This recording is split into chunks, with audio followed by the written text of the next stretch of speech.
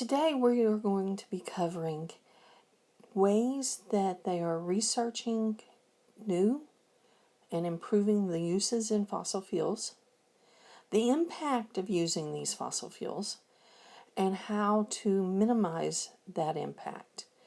Also, how fossil fuels affect the political scene, the social scene, and economics.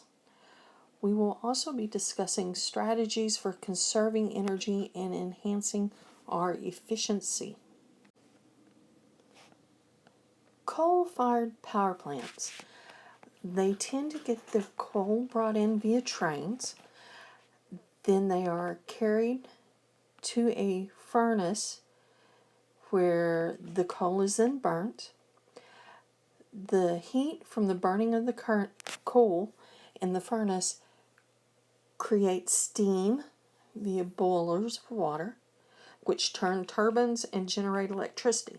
This is the most common type of electrical generation that we use. Texas has a couple huge power plants, one of them outside of Amarillo.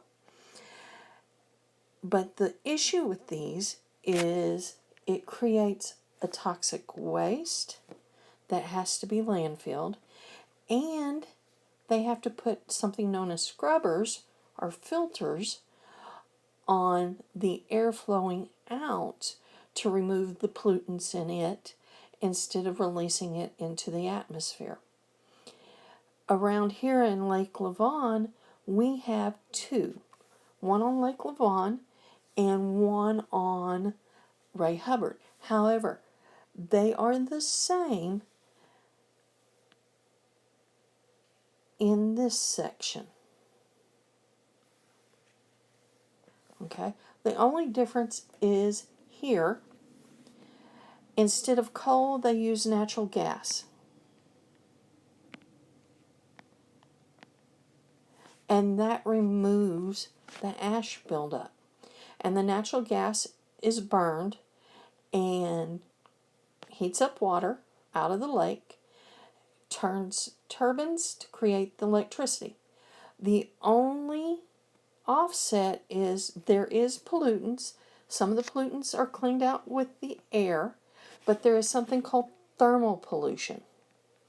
And the thermal pollution is offset when they let the water cool before releasing it back into the lake.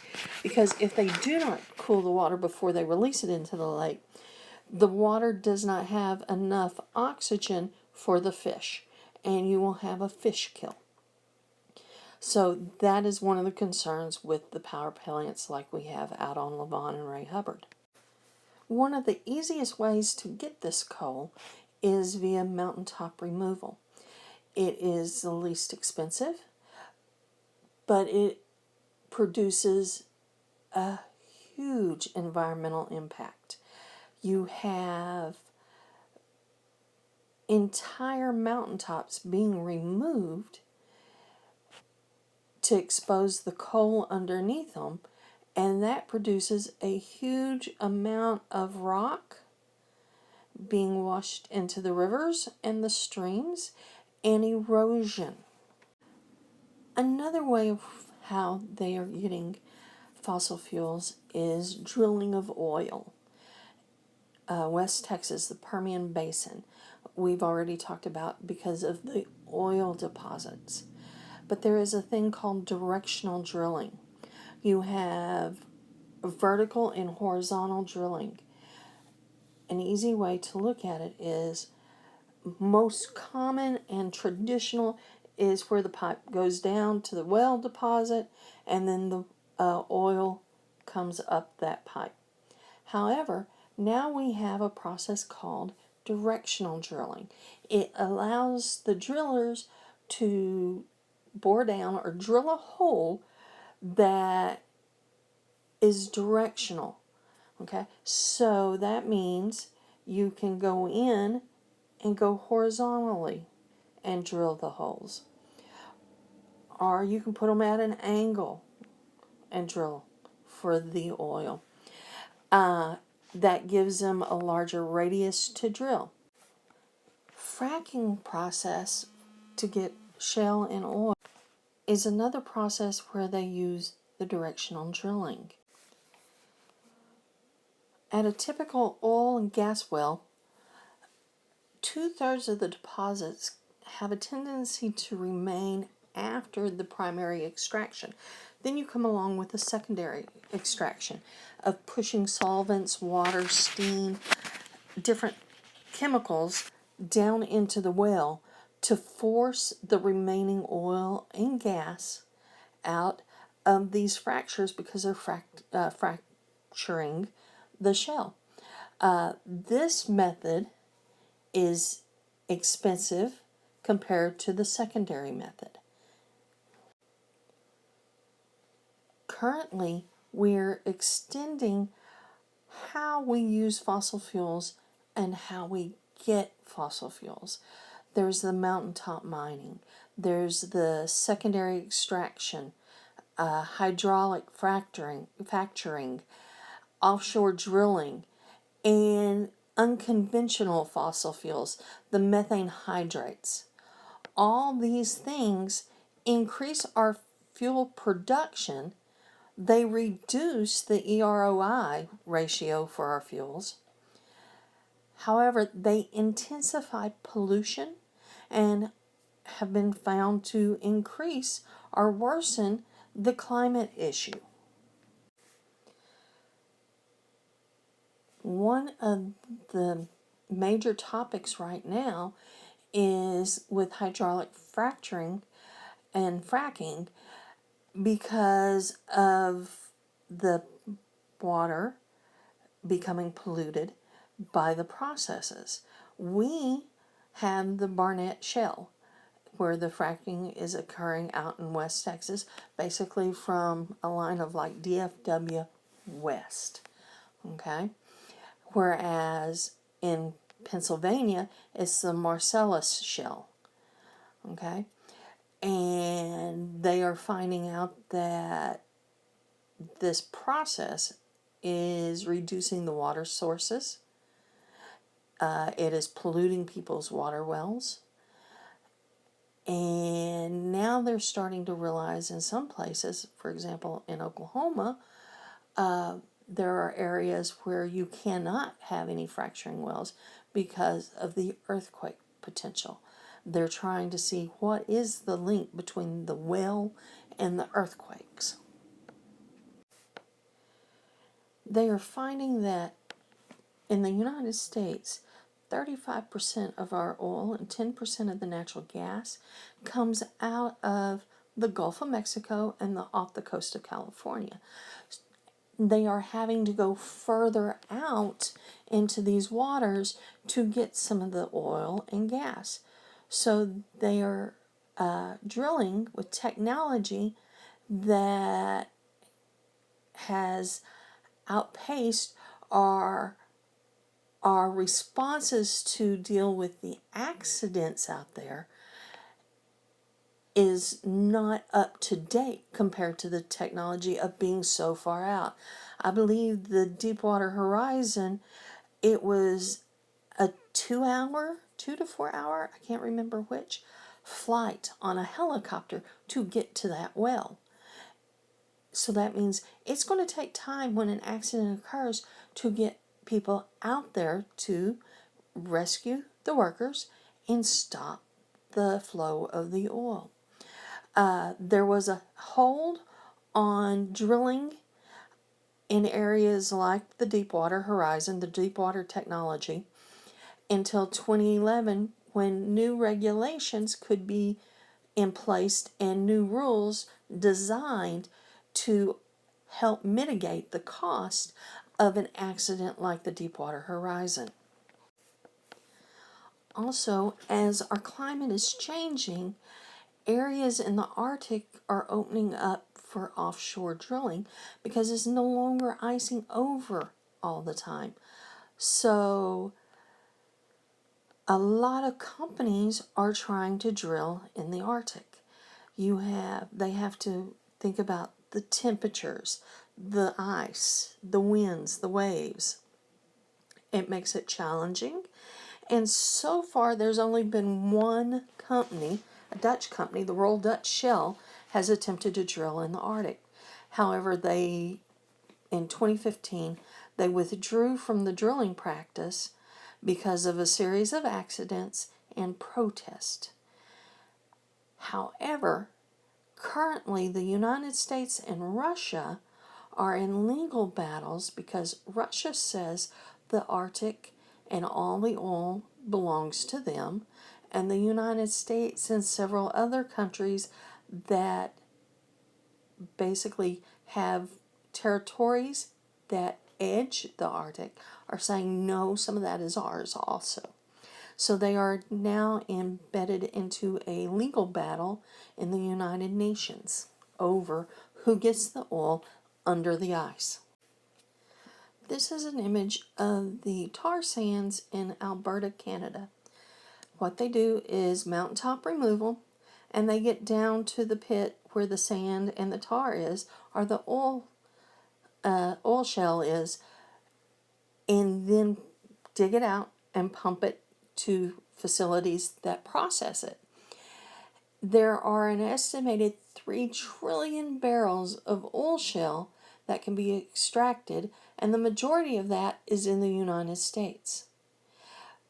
When they do this, the EROI is now low, and it will range from 1 to 4 or a 1.1 to 1, allowing the offset cost of the technology and the price they get out of it to allow them to drill it.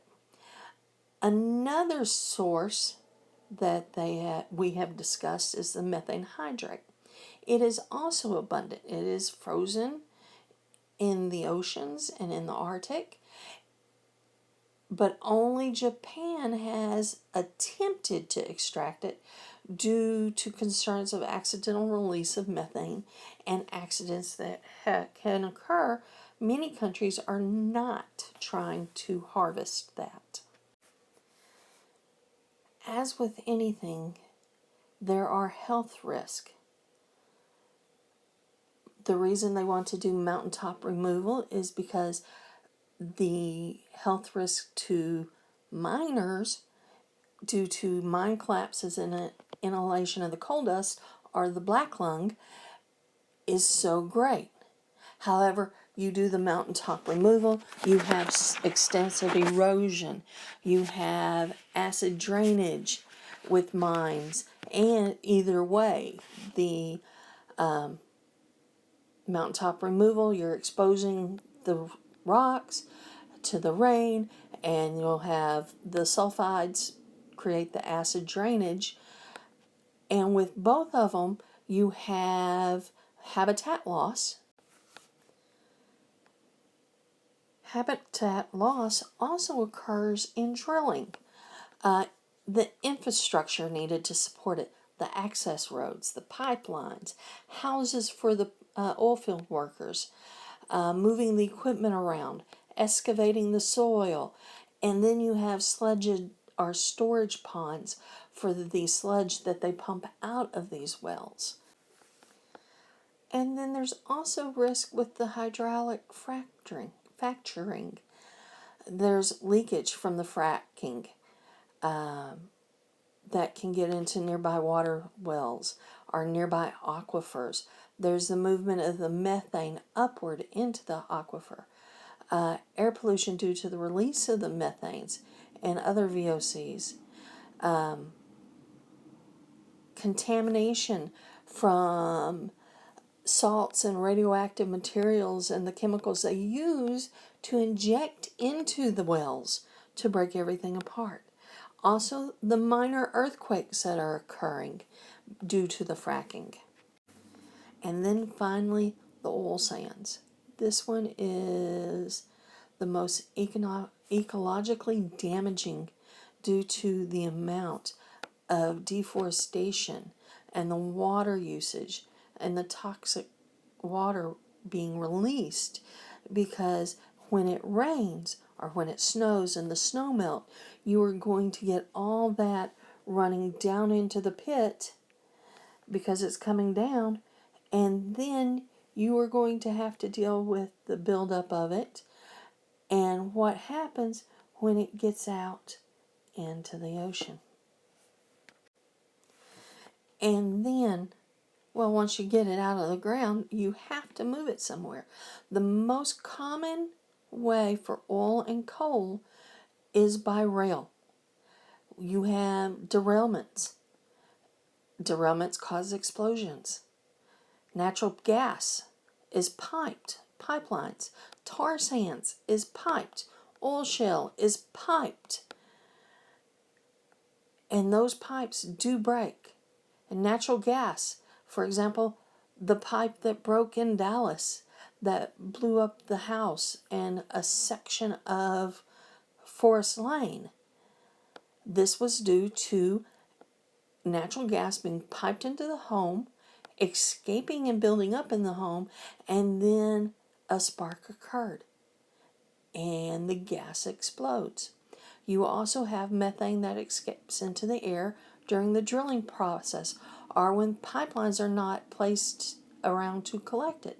They have to burn it off, or it's just released into the atmosphere and it becomes a greenhouse gas. Then you have pipelines that are subject to corrosion, vandalism, malfunction. People, when they protest, they also destroy things. And that vandalism, besides costing money to the oil company, it also costs the environment, because if that pipeline breaks, it's going to spill. Okay? And in 2010, Deepwater Horizon, when that platform exploded and sank, it continued to leak oil for 3 months before those engineers could figure out a way to stop the leak. The impacts occurred from it ranged from birds, animals, dolphins, the fishing industry in the Gulf became coated with oil. The tourism industry was gone because the beaches were covered in oil. The Gulf Coast is still feeling the effects from the Deepwater Horizon explosion. That is why they passed the law to where in 2011 they shut down the drilling out there so they could come up with rules and regulations for out there. The same thing occurred in 1989 with the Exxon Valdez. The Valdez is a tanker that ran aground outside of Prince William Sound in Alaska and dumped the contents of the tanker into the Alaskan Sound. And it destroyed wildlife. It destroyed the habitat, the fisheries, just like they did in the Gulf. They are still today getting oil off the beaches from the Valdez up in Alaska. However, that spill caused changes in the regulations on oil tankers. Okay? Up until that point, oil tankers didn't have to be double lined. They have to be double lined now. They also have to have different procedures set down that they are doing as they are traveling through different areas. Today, most oil pollution or pollutants from oil are from non-point sources. Homes, cooking oil thrown out in the yard or in the septic system, gas stations, businesses, cars that leak on the roadways. All of y'all have seen driving down the road after it rained, you see how the water can glisten with the different colors. That's because of the oil that was on the roadway.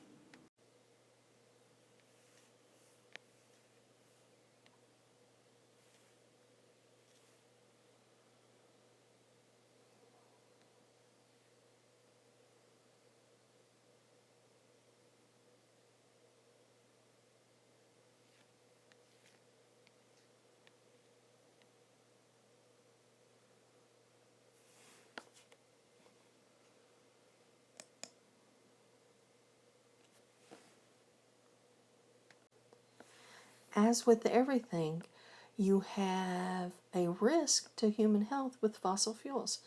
Combusting oil, the burning of oil emits mercury, and that magnifies in the food chain. Biomagnification occurs. Cancer causing hydrocarbons, benzene, toluene, is released with burning of gasoline. Poisonous hydrogen sulfates evaporates from crude oil. And then you have the NOxes and the SOxes, the sulfur dioxide, the nitrogen oxides, all part of the acid precipitation and acid rain being produced by vehicles and power plants burning these fuels. All have ways that affect our health.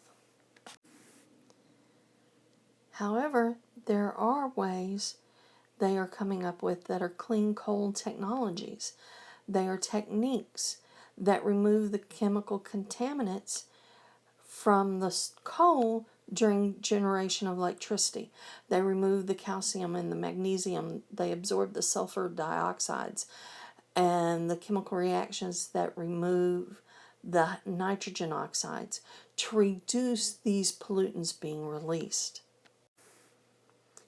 Also, coal can be dried and converted to a synthetic gas or syngas, which makes it a cleaner burning gas for these power plants.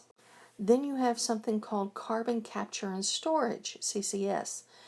It captures the carbon dioxide emissions and converts the gas to liquid and then stores it in underground rock formations that are stable, whether it is a depleted oil well, an abandoned mine, or an aquifer that is pollutant.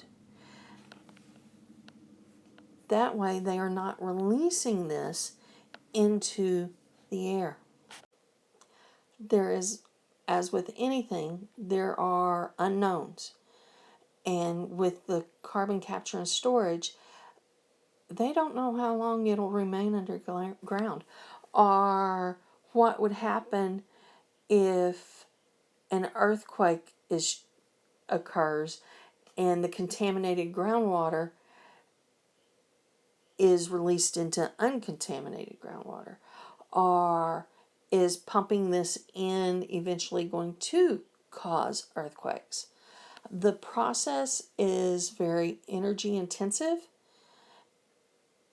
and it decreases the EROI of coal. As with everything, there are external costs.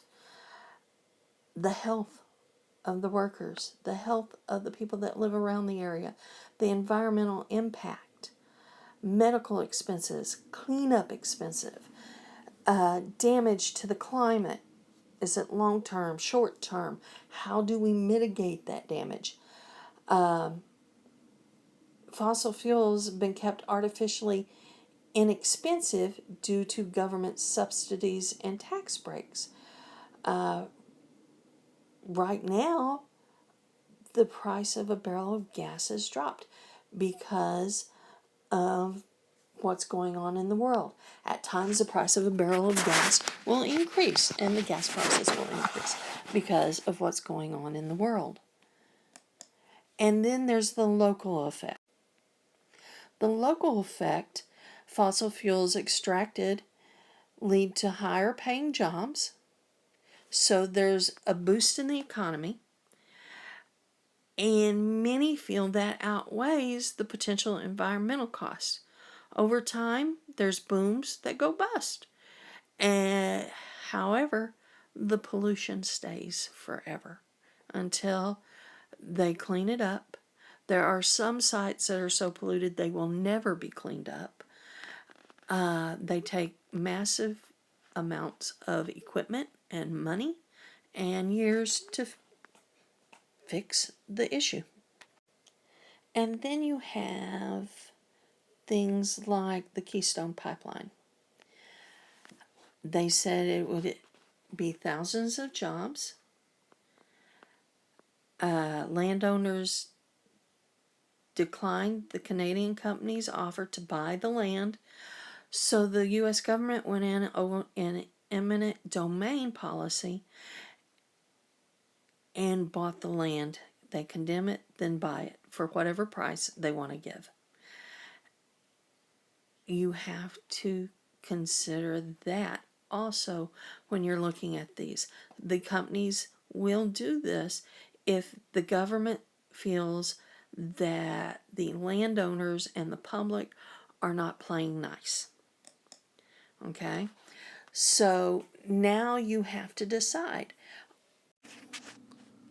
If you notice this graph, it shows that we and our supply of oil and the price of the oil is subject to causes of nature, causes of political upheaval, and currently due to pandemics in the country. In 1973, OPEC resolved and said they're going to stop selling oil to the United States. They created an energy crisis and drove the cost of a barrel of oil to up over $100. Currently, we have Saudi Arabia and OPEC have now dropped the cost of a barrel of oil down to about $25 because Russia had started selling their oil to the United States for less than Saudi Arabia and the OPEC countries. So now they're trying to compete to get who's going to buy the oil. And that drives the price of oil. So to reduce our reliability on the OPEC nations, we have supported the oil sands extraction from Canada, and we have opened up the Arctic National Wildlife Refuge for drilling. There is still controversy going on in it. The government says it's open to drill. The state of Alaska and the Alaska court system says no, it's not. So they are in legal battles over that. But we are still trying to diversify our portfolio, if you like, of where we're getting our oil from to offset the ups and downs and whims of other countries. Also, we are becoming more energy efficient. Energy efficiency is the ability to obtain a given amount of energy being lost compared to what is coming in. Improved technologies are becoming more energy efficient. They are not using as much energy as they used to. While energy conservation describes the practice of reducing waste and unnecessary energy use. Turn off the power strips. Having the lights that have motion sensors in them. When you walk in, the light comes off. When you walk out, the light goes off. When it senses no movement. There are schools that use that. There are homes that use that. There are people, if they're not in the room, why is the light on? If no one's watching TV, why is the TV on? There are those things to consider. We, as a country, use far more energy per person than the other nations. If we could reduce our energy consumption without impacting the quality of life, because the quality of life in other countries is about the same, for example, in France and in Japan and Germany as us, along with the United Kingdom, but they use less electricity than we do. So we can change our behaviors. Energy intensity is the energy used per dollar of gross domestic product, GDP. Lower energy efficiency indicates a greater efficiency in electric use. If you notice, in the 1950s, ours was huge, and now we've dropped it almost by 10 BTUs per dollar, because it was above 15 and now it's between 5 and 10. So we do change, but is it enough?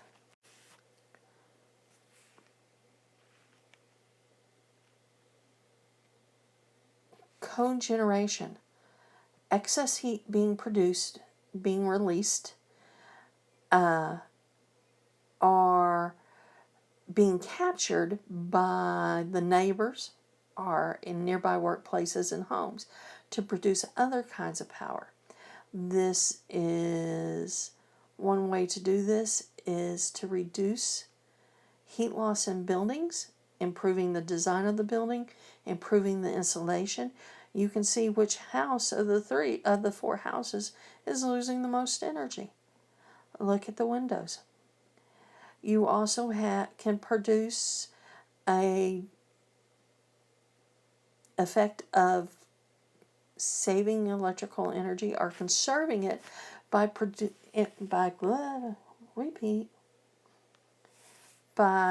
buying appliances that have the Energy Star rating.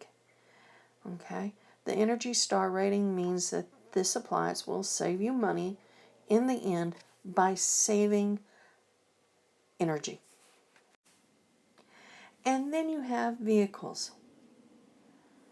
We are, as a society, building vehicles and purchasing vehicles that have better gas mileage.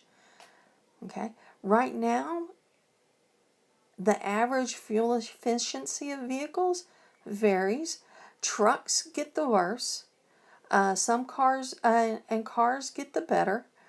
Highway mileage is better than in-town driving. Okay, so that way, this is another way. Maintain tire pressure. Buy the correct type of gasoline. What is the fuel efficiency of your vehicle? I will tell you, the truck I drive gets 17 miles a gallon in city, which I don't like that much, but it is better than some of the old other vehicles I drive. Gains in efficiency are offset if people engage in more energy consuming behavior. Okay, it's called the rebound effect. Well, I got this TV that's got an Energy Star thing on it, so I'm saving energy, but I leave it running 24 hours a day even when no one's at home. In reality, that is not saving energy. It erases those gains. So you have to do a combination of common sense, of being efficient in your use and conserving the use of these things to create a more sustainable future.